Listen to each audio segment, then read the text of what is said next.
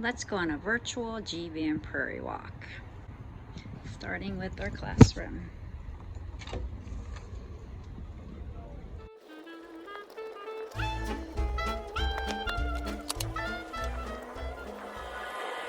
Depending on your walking pace, it will take about 5 to 10 minutes from our classroom to get out to the prairie. So on our walk, let's go back in time to get a better understanding of our prairie. First, we need to go back all the way to the Ice Age. Take a look at the picture of the ice covering during that time. You can see how the ice covered the northern part of our country.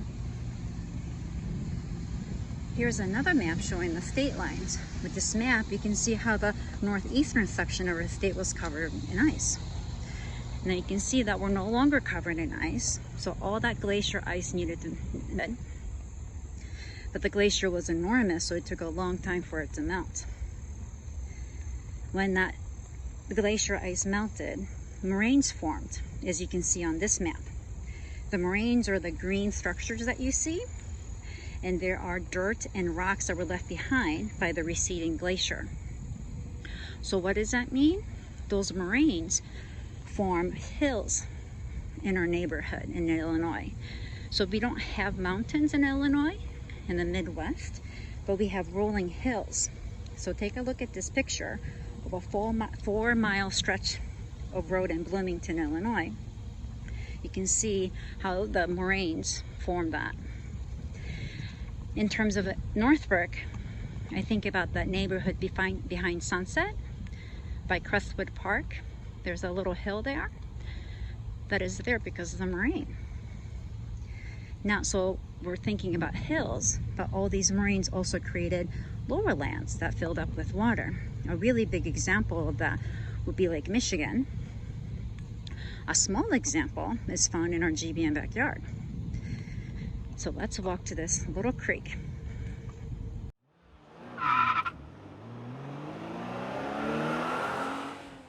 This is a little creek that naturally separates the GBN property from the neighborhood.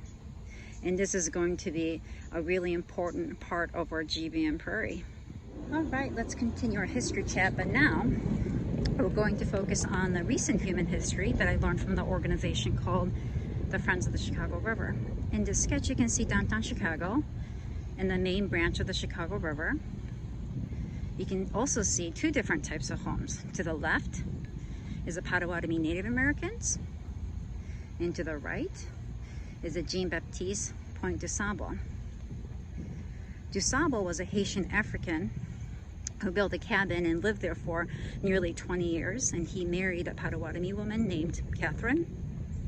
And the Potawatomi predated Jean-Baptiste by hundreds of years, but Du Sable is credited with being the first settler in Chicago, and there's a museum, Du Sable Museum in Chicago too. Now in this picture you can see how Chicago quickly grew in population and people started to settle outside of the city. Now according to the Northbrook Historical Society, 18 streets in Northbrook are named after some of the original settlers. The street between GBN and Maple Junior High School, I think used to be named Sherman. I have to double check because now it says School Drive. The Sherman family claimed the land in 1843.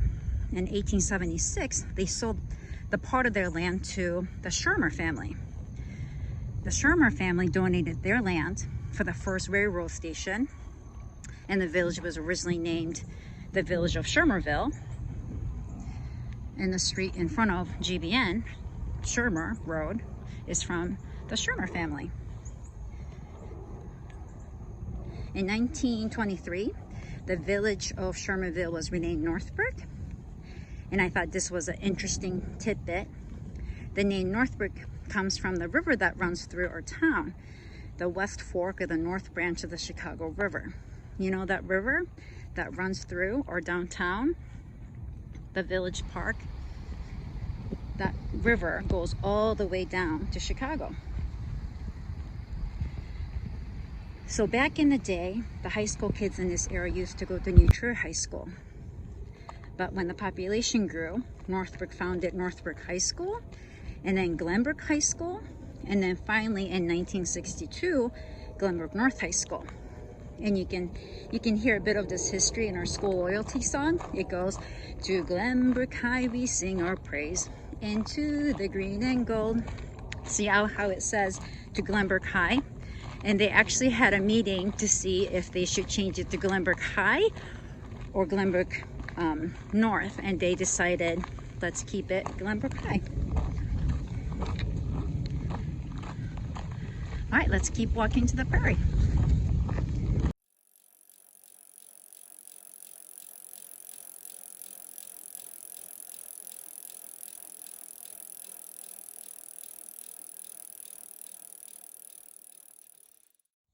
Right now, I'm all the way back at the GBN property.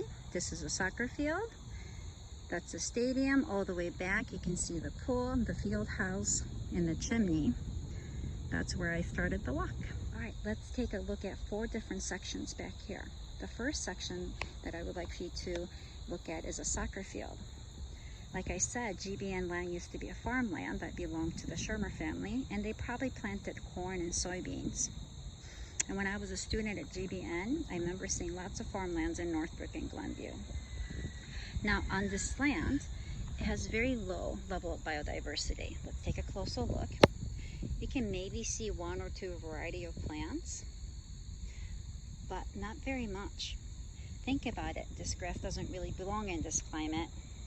So to maintain this soccer field and other sports, we have to put a lot of effort into it. We have to water it, we have to mow it, we have to irrigate it, a lot of things to make this healthy lawn possible so that we can play soccer and other sports.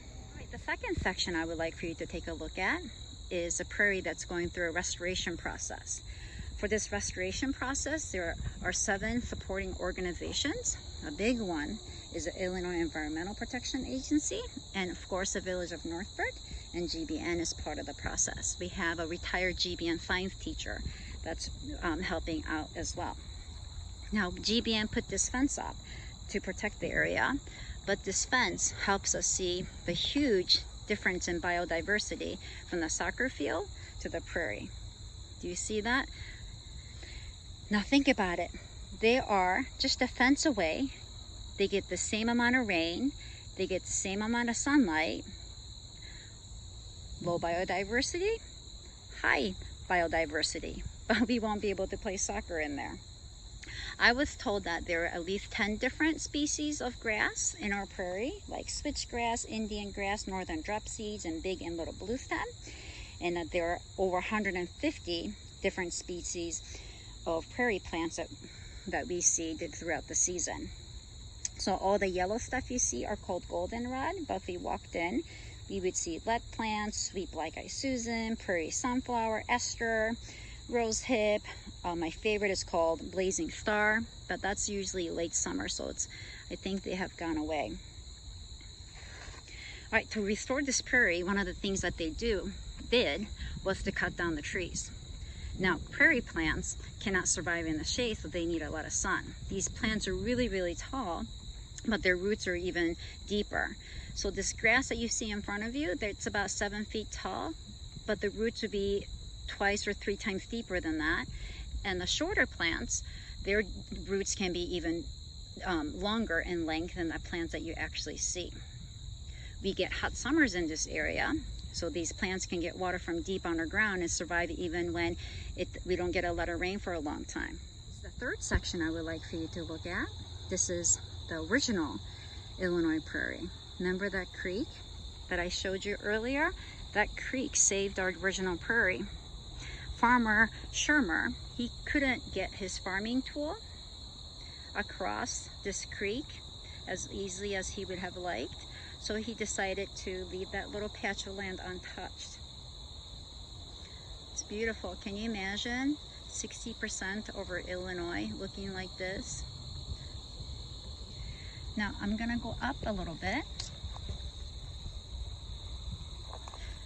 Do you see that? It's like a triangular shape. Now you can see some trees in the back, but you don't see any in the prairie. So remember how I mentioned that trees were cut to restore the prairie? We have to still make sure that trees don't grow in our prairie, so we maintain it by having an annual burn. Prairies do naturally burn, usually starting started by lightning, but Village of Northbrook does a control burn to be safe. And the fire does several things to benefit the prairie. It burns the tree seedlings and prevents any trees from growing. And the fire also puts the nutrients back in the ground. And some prairie seeds are really thick. So for the seeds to germinate faster, the fire really helps it. So after the prairie is burnt, the prairie comes back even stronger and healthier. It's beautiful. Section I would like for us to look at are deciduous trees. As well as the prairie plants, our climate can maintain other biomes called temperate deciduous forest. I'm sure when you're driving around Northbrook, you have seen forest preserves. Those forest preserves have a lot of deciduous trees like oak, maple, ash, birch, and beech trees, elm trees. All these trees lose their leaves in the fall. It's beautiful.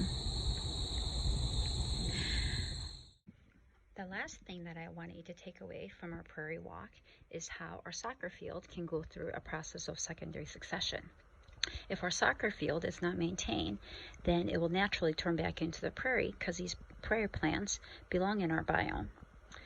But if our prairie plants do not have their regular burns, then the trees will start to grow and it will go through a next stage and the area will turn into a deciduous forest. It's really pretty out here. If you're really quiet, you can hear a lot of different insects and you can hear a lot of birds. I can't wait for us to come out here. Let's start our walk back.